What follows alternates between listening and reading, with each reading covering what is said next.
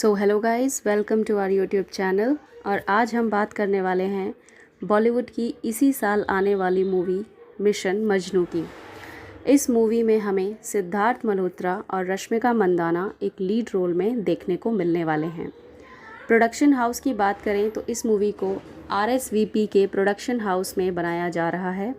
Release date की बात करें तो इस मूवी को 20 जनवरी 2023 में रिलीज़ किया गया है।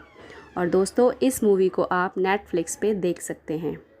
ये मूवी एक्शन और थ्रिलर से भरपूर होने वाली है। प्रोड्यूसर की बात करें तो इस मूवी में अमर बुटाला, गरिमा मेहता और रॉनी स्क्रूवाला देखने को मिलने वाले हैं।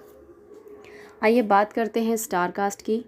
तो इस मूवी में हमें सिद्धार्थ मल्होत्रा, रश्मिका मंदाना, परमीत सेठी, शरीब हाशमी, कुमुद मिश्रा, शिशिर शर्मा और अदर कास्ट देखने को मिलने वाले हैं।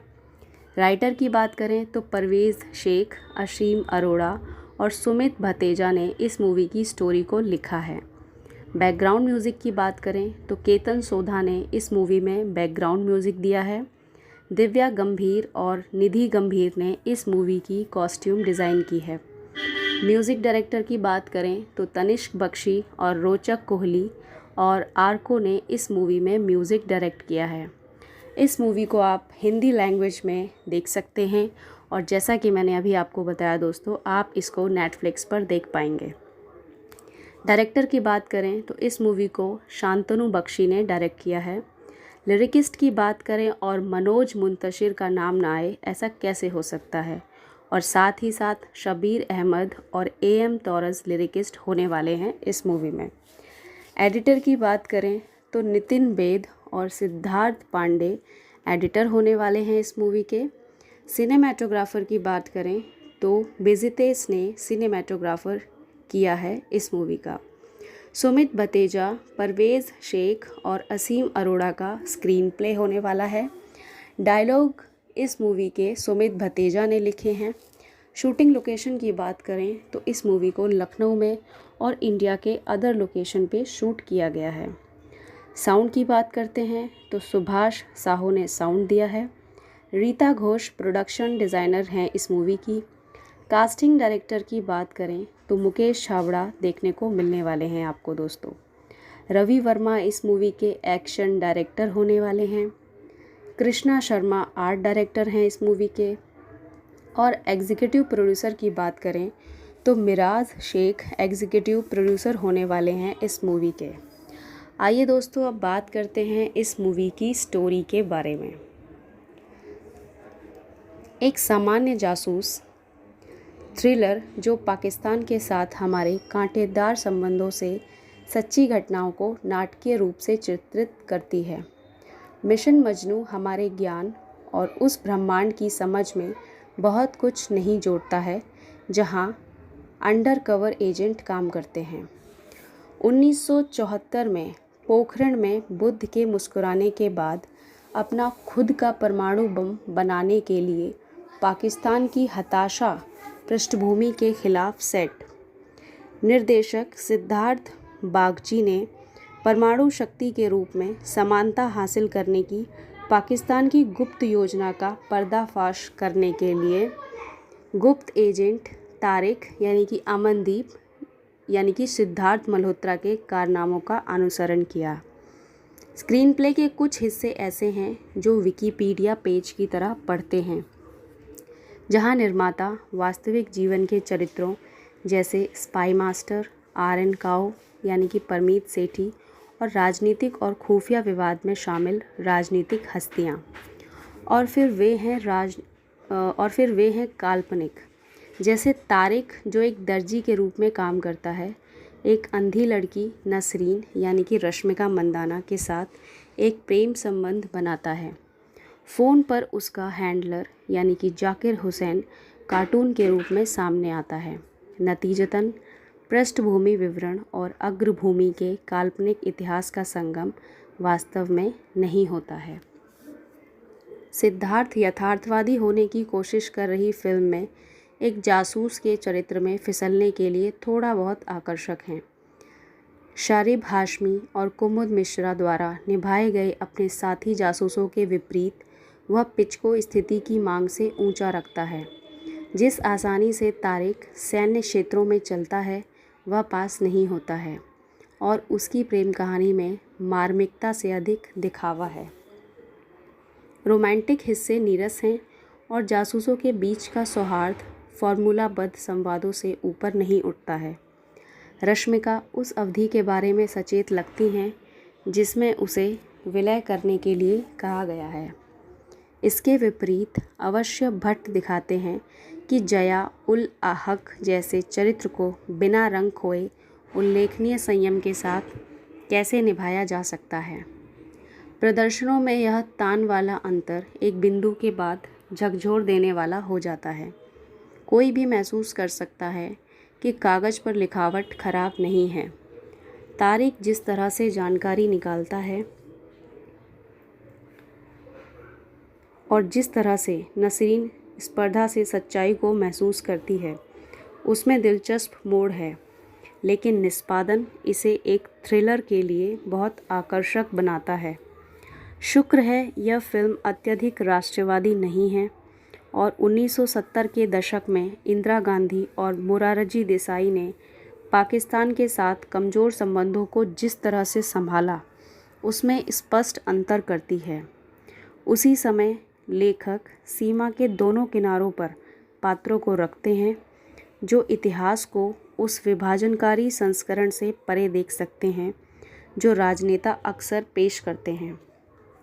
हालांकि एक विदेशी भूमि में अंडरकवर सेवा करते हुए एक जासूस को सच्चा प्यार कैसे मिल सकता है, लेकिन उसकी धार्मिक पहचान हमारी जासूसी फिल्मों में कभी नहीं आती है। यहाँ रमन सिंह यानी कि मिश्रा एक मौलवी की ज़िंदगी जीते हैं और सालों तक मस्जिद में नमाज़ पढ़ते हैं, लेकिन अपने साथियों के साथ हर बार भोलेनाथ की जय का नारा लगाते हैं।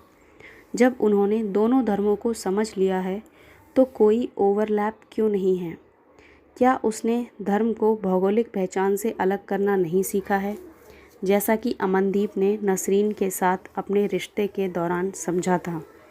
शीर्षक जितना दिलचस्प है, यह मिशन वाहों की तुलना में अधिक जमाई लेता है।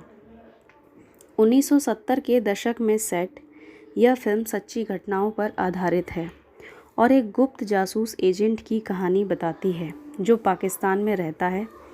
भारत ने अपना पहला परमाणु बम परीक्षण सफलतापूर्वक किया, जिससे पाकिस्तान के होश उड़ गए। पड़ोसी देश को लगता है कि यह एक खतरा है और उसने भारत को ध्वस्त करने के लिए परमाणु बम बनाने का फैसला किया। इस कार्य के लिए पाकिस्तान एक महान वैज्ञानिक अब्दुल कदीर खान यानी कि मीर सरवर की सहायता लेता है। रॉ को यह बात जल्दी से पता चल जाती है और वह जासूस एजेंट तारिक उर्फ अमनदीप अजीत पाल सिंह यानी कि सिद्धार्थ मल्होत्रा से परमाणु सुविधा के स्थान के बारे में पता चलने और इसे बेअसर करने में मदद लेता है। बाकी फिल्म इस बात से संबंधित है कि कैसे तारिक गुप्त स्थान पाता है और कैसे वह भारत को पाकिस्तान की दुष्ट योजना से बचाता है। आइए दोस्तों, अब हम बात करते हैं इस मूवी के प्लस पॉइंट की। भारत के सबसे महत्वपूर्ण मिशनों में से एक की अज्ञात कहानी बताने का इरादा प्रशंसनीय है। फिल्म की शुरुआत अच्छी होती है और बिना ज़्यादा समय गंवाए सीधे मुद्दे पर पहुंच जाती है। कुछ पहलुओं जैसे कि पाकिस्तानी सेना देश को कैसे नियंत्रित करती है और कैसे सरकार में बदलाव का खुफिया एजेंसियों पर प्रभाव पड़ेगा को अच्छी तरह से चित्रित किया गया है। फिल्म अधिकांश भाग के लिए तेज गति से आगे बढ़ती है। सिद्धार्थ मल्होत्रा भारतीय जासूस की भूमिका में बहुत अच्छे लगे हैं। उनका प्रदर्शन वास्तव में फिल्म की सबसे बड़ी संपत्ति में से एक है और युवा अभिनेता ने एक बार फिर दिखाया है कि वह किसी भी भूमिका को आसानी से निभा सकते हैं। उनकी कॉमेडी टाइमिंग हो या इमोशनल सीन, अभिनेता पंच पैक करते हैं। एक गद्दार के बेटे के रूप में सिद्धार्थ का चरित्र गहरे आंतरिक संघर्ष से गुजरता है और भावनात्मक स्पर्श देने के लिए इस पहलू को अच्छी तरह से संभाला गया था। फिल्म में कुछ जगहों पर कुछ अच्छे क्षण हैं और पहला भाग देखने में मनोरंजक था। शारिब हाशमी अपनी भूमिका में अच्छे थे और कुमुद मिश्रा भी। रश्मिका मंदाना हालांकि एक संक्षिप्त अवधि के लिए देखी गईं। नायक की प्रेम रुचि के रूप में अच्छी तरह से करती हैं। उन्होंने एक अंधी महिला के रूप में एक ठोस काम किया। अब हम बात करते हैं दोस्तों इस मूवी के नेगेटिव पॉइंट्स की। इस स्पाई जोनर में कई बेहतरीन फिल्में आ चुकी हैं, जैसे आलिया की राजी, अक्षय की बेबी और कमल की विश्वरूपम। इन फिल्मों के बारे में जो बात अच्छी तरह से काम करती है वह है एक्शन पार्ट के अलावा रोमांचकारी और सस्पेंस तत्वों को दिया जाना। लेकिन दुर्भाग्य से यहीं पर मिशन मजनू इसे ठीक करने में विफल रहता है।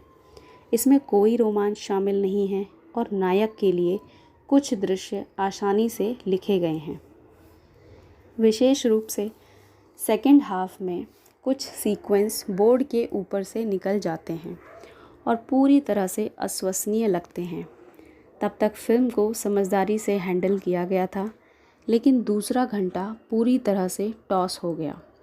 एक्शन वाला हिस्सा कमज़ोर है और कई तर्कों को पूरी तरह से नज़रअंदाज कर दिया गया, जो एक जासूसी फिल्म के मामले में नहीं होना चाहिए। इसके अलावा घटिया वीएफएक्स काम मुसीबतों में इजाफ़ा करता है। नतीजतन फिल्म अत्यधिक अनुमानित हो जाती है और चरमोत्कर्ष को आगे से देखना आसान हो जाता है।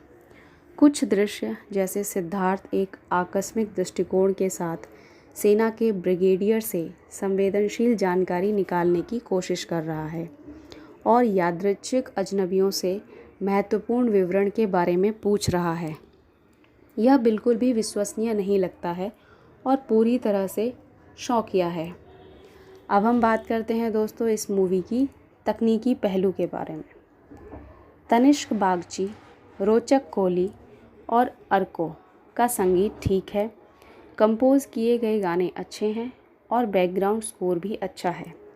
विजितेश डे की सिनेमेटोग्राफी प्रभावशाली है। नितिन बेद और सिद्धार्थ एस पांडे का संपादन अच्छा है। उत्पादन मूल्य उचित है। निर्देशक शांतनु बख्शी की बात करें तो उन्होंने फिल्म के साथ ठीक काम किया है। प्रवीण शेख और असीम अरोड़ा के लेखन में भारी सुधार की आवश्यकता थी और फिल्म में मौजूद नियमित कारक को कम करने के लिए और अधिक रोमांचक तत्वों को शामिल किया जाना चाहिए था।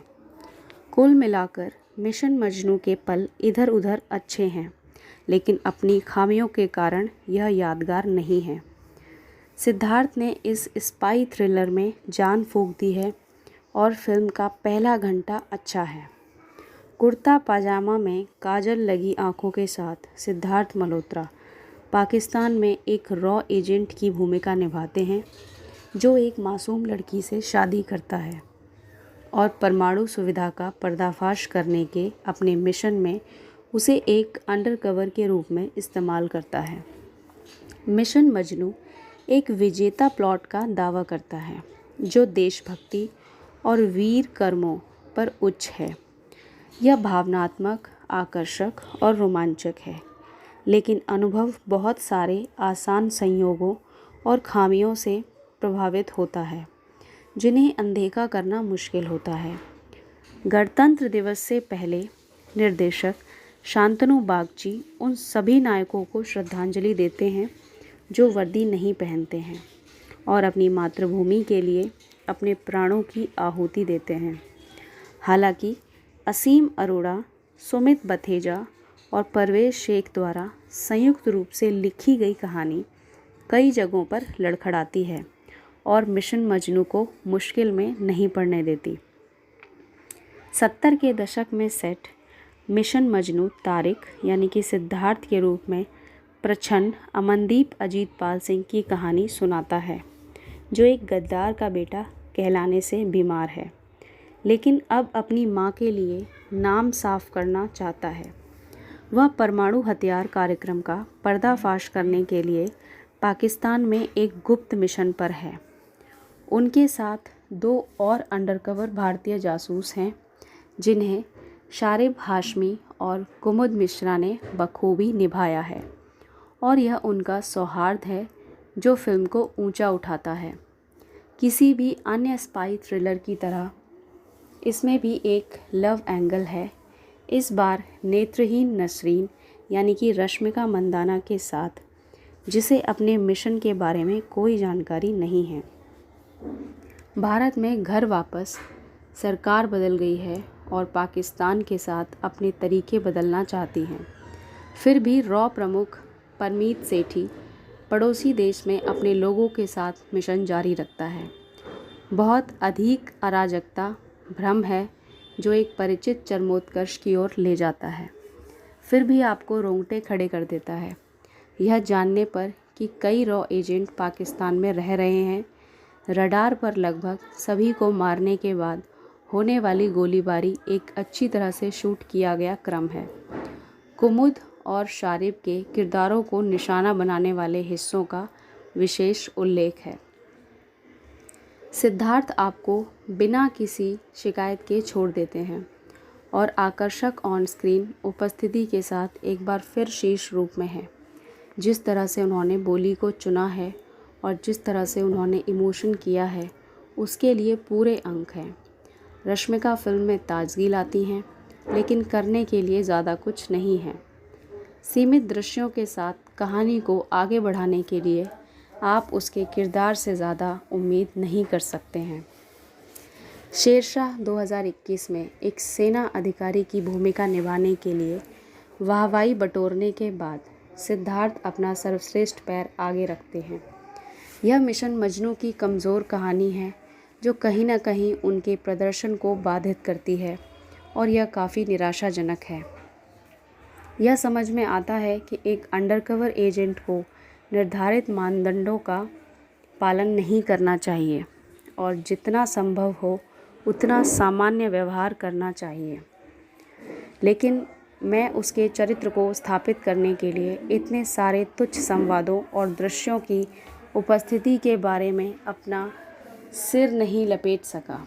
इसके अलावा जिस तरह से चीज़ें होती हैं, चाहे वह ब्रिगेडियर के आवास पर उतरना और पाकिस्तान के परमाणु संयंत्र के बारे में जानकारी निकालने की कोशिश करना हो, या बिना किसी कागजात या पासपोर्ट के समझौता एक्सप्रेस में सवार होना, सिख के रूप में प्रस्तुत करना और फिर लड़ाई के बाद ट्रेन के ऊपर चढ़ना और अंत में एक स्वच्छ बच निकलने का प्रबंध करना, यह सब एक बिंदु के बाद पचाने के लिए बहुत अधिक हो जाता है। मेरा मतलब है कि यह प्रफुल्लित करने वाला लगता है कि कैसे निर्माताओं ने तारिक को सबसे कठिन कार्यों को हल करने और तुरंत उन पर कार्रवाई करने के लिए इस सुपर पावर से लैस किया। चाहे वह एक्सरे मशीन हानिकारक विकिरणों का उत्सर्जन करती हो या 70 के दशक में विदेशी अभी भी अंग्रेजी शौचालय का उपयोग कैसे करते थे। आप यह देखकर चकित होंगे कि उन्हें इन स्थितियों से कैसे विचार मिलते हैं जो उन्हें अपने मिशन के करीब से जाते हैं। कहा जा रहा है मिशन मजनू एक मनोरंजक घड़ी है जो कहीं ना कहीं चाहती है कि आप केवल नायक को फ्रेम में देखें और यह सवाल ना करें कि स्क्रीन पर चीज़ें कैसे सामने आ रही हैं। मिशन मजनू 1970 के दशक में पाकिस्तान के गुप्त परमाणु कार्यक्रम को विफल करने के उद्देश्य से एक काल्पनिक रॉ ऑपरेशन पर केंद्रित एक जासूसी नाटक है जो गर्म करने के लिए अपना प्यारा समय लेता है। पेचीदा थ्रिलर में बनी हुई एक भारतीय गुप्त एजेंट और एक अंधी पाकिस्तानी लड़की की प्रेम कहानी है। कथा का कोई भी किनारा शिथिलता को दूर कर रखने में सक्षम नहीं है।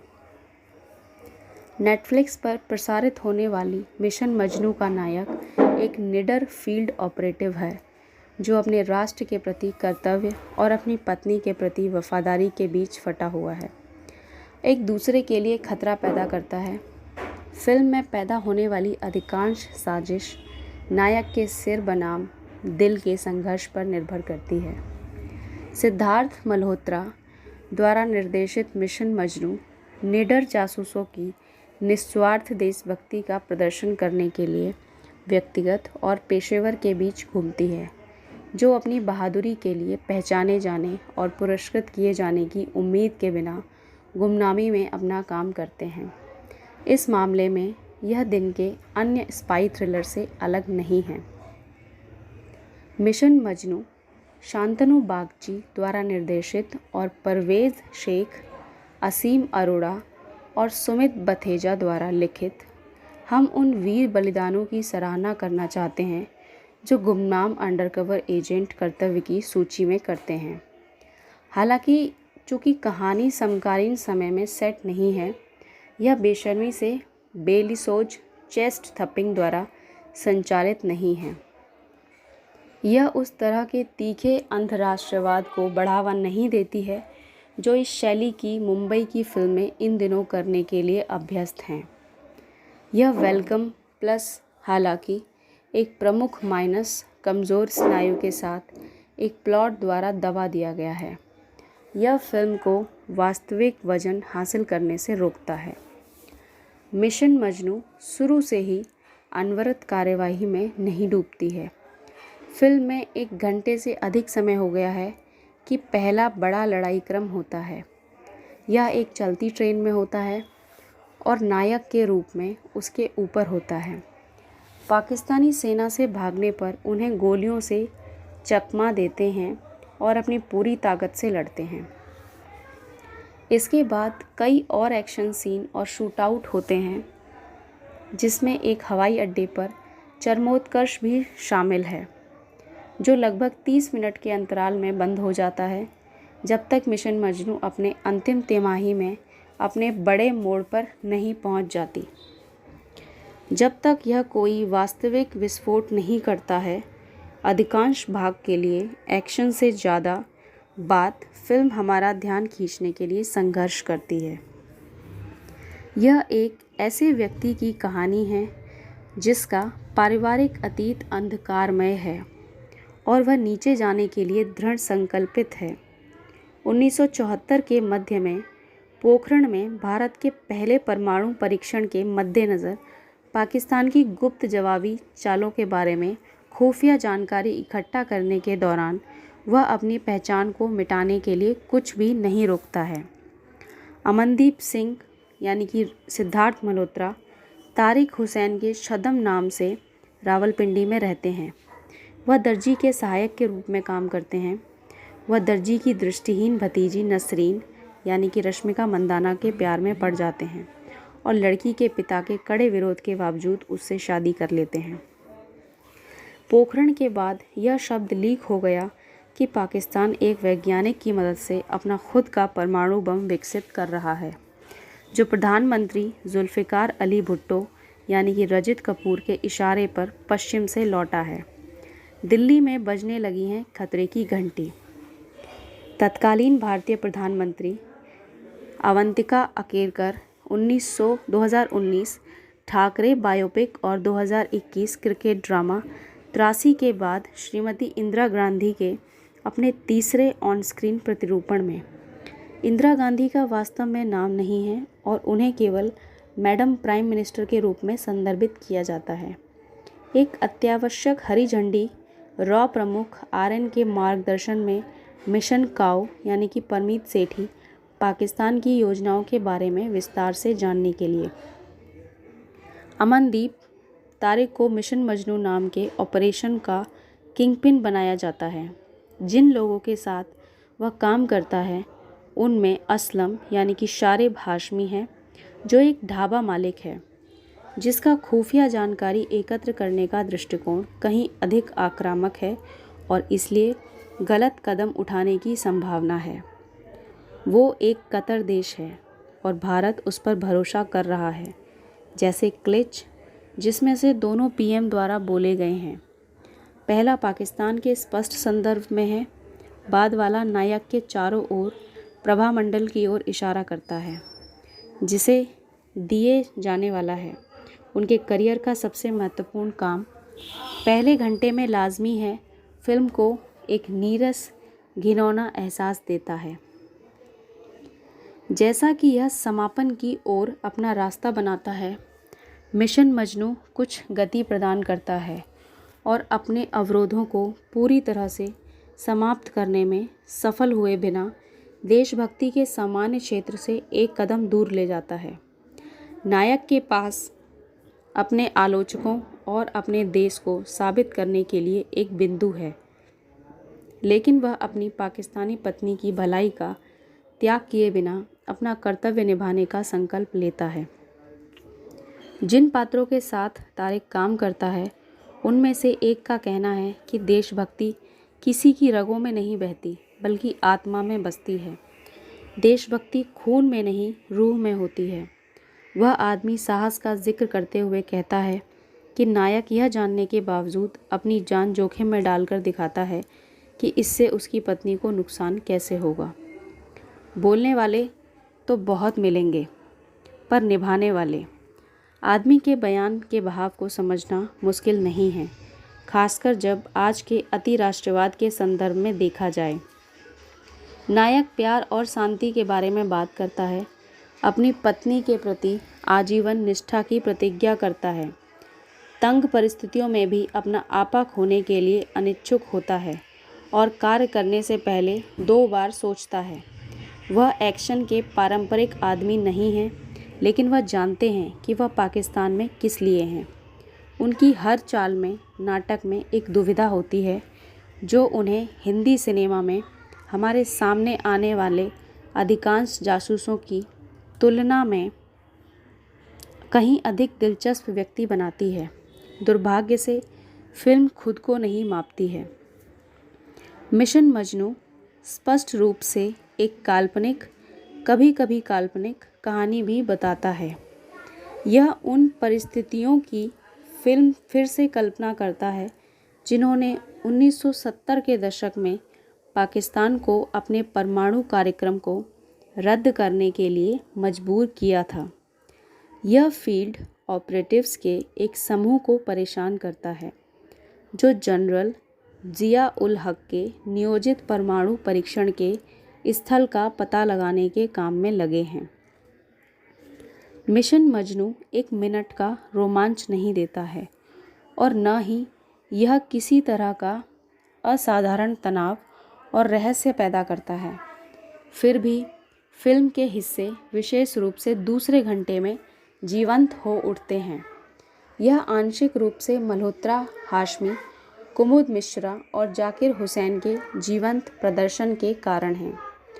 जनरल जिया यानी कि अश्वथ भट्ट, मुरारजी देसाई यानी कि अभिजीत दत्त और अब्दुल कादिर खान यानी कि मीर सरवर सहित युग के कई प्रमुख राजनीतिक खिलाड़ियों को नाम से पहचाना जाता है, लेकिन ज़मीन पर अंडरकवर एजेंट सभी नकली हैं, पटकथा लेखकों की कल्पना है।